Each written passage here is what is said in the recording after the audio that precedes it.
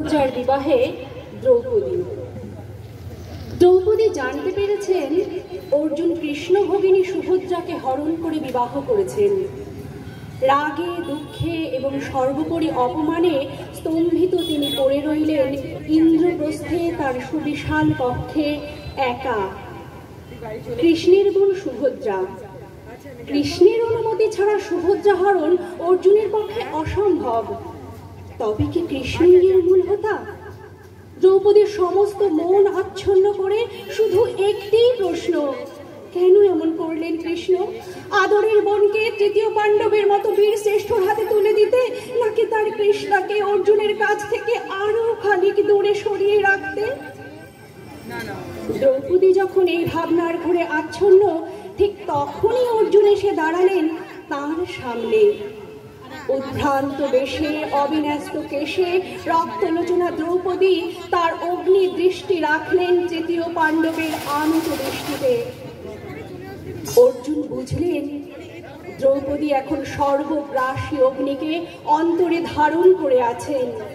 সেই উত্তাপ আগ্নেয়গিরি নিঃসৃত লাভার মতো ছিটকে এসে জ্বালিয়ে দিচ্ছে অর্জুনের দেহ মন।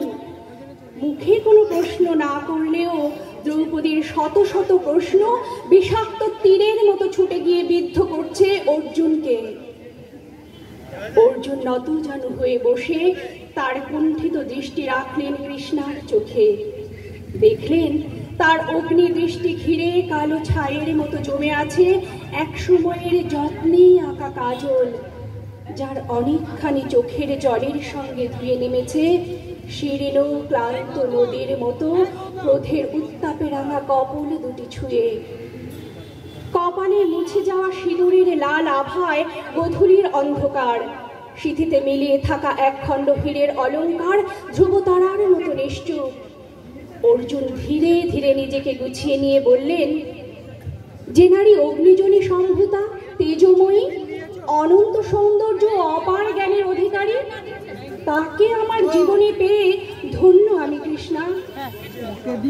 যেদিন তুমি আমার গলায় জয়মাল্য পরিয়েছিলে, আমি তোমার অগ্নিকে আমার অন্তরে ধারণ করেছিলাম।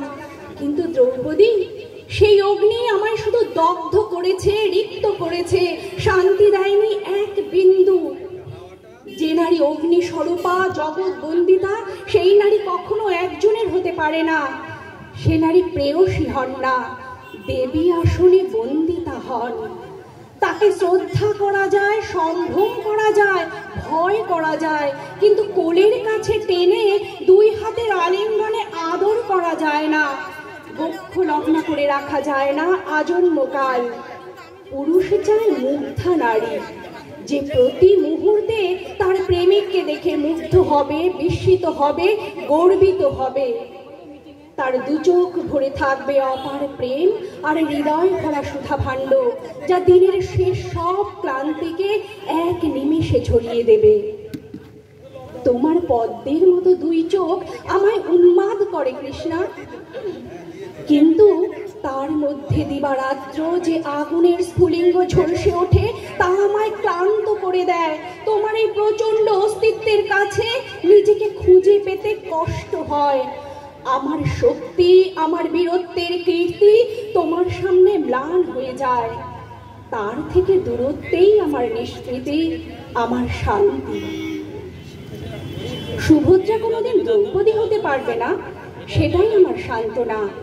এই মুগ্ধা কিশোরীর ওই না পারাই তার দিকে আমায় টেনেছে, সেখানেই সে জিতে গেছে। দ্রৌপদী প্রস্তরীভূত হয়ে শুনছিলেন অর্জুনের কথা। ইচ্ছে হচ্ছিল আগুনের পাখির মতো তার নেমে আসা রক্তাম্বর আঁচল উড়িয়ে ঝাঁপিয়ে পড়েন অর্জুনের বুকে। তার আলোক্ত নখে বীর বক্ষ ছিন্ন ভিন্ন করে হৃৎপিণ্ডের কাছে গিয়ে খুঁজে দেখেন কোথায় তার বাস। অর্জুনের হৃদয়ের ঠিক কোন অংশে থাকেন পাঞ্চালী? কি বলছেন পার্থ? যে দ্রৌপদীর মহিমা, রূপের খ্যাতি, গুণের স্তব ভারতবর্ষের মানুষদের মুখে মুখে গান হয়ে গল্প হয়ে ফেরে, যাকে জয় করতে সমুদ্র হিমাচল উন্মাদ হয়ে উঠেছিল, সেই দ্রৌপদীর এমন পরাজয়, তা তাও এক বালিকার কাছে। দ্রৌপদী ধীরে ধীরে ক্লান্ত পায়ে অর্জুনের কাছে এসে বসে দুই হাত বীরের অশ্রুসিক্ত মুখ তুলে ধরে বুঝে আসা স্বরে প্রশ্ন করলেন, আমি তবে কার পার্থ? আমি তবে কার? অর্জুন দ্রৌপদীর এই প্রশ্নের কোনো উত্তর খুঁজে পেলেন না। কিছুক্ষণ স্তব্ধ হয়ে বসে রইলেন। তারপর অপরাধীর মতো ফিরে গেলেন সুভদ্রার ঘরে। দ্রৌপদী বসে রইলেন একা নিভে আসা জ্বলন্ত অঙ্গারের মতো। হঠাৎ সমস্ত রাগ, ক্ষোভ, দুঃখ, হতাশা ঠেলে উঠে এক তীব্র চিৎকার বেরিয়ে এলো তার অন্তর থেকে, আমি তবে কার পার্থ? আমি তবে কার? আবার সেই বাঁশির সুর, সেই কস্তুরী মৃগনাভির গন্ধ। কৃষ্ণা লুটিয়ে পড়া আঁচল বুকের কাছে টেনে অন্ধকারে তাকালেন। বাঁশির সুর ভেদ করে চিরচেনা সেই কণ্ঠস্বর, ওঠো কৃষ্ণা, ওঠো, নিজেকে সংযত করো। আয়নার সামনে গিয়ে তাকিয়ে দেখো মহাকাব্যের সেই নায়িকাকে, যার হাত ধরে এক নতুন ইতিহাস রচনা করবেন মহাকাল। কৃষ্ণা, জানো না তুমি কার? তুমি যে সর্বকালের, অসীমের, তুমি অগ্নির। আর যে নারী অন্তরের ধন, সে যে কৃষ্ণের। তাই তুমি আমার, শুধুই আমার। কৃষ্ণা, নমস্কার।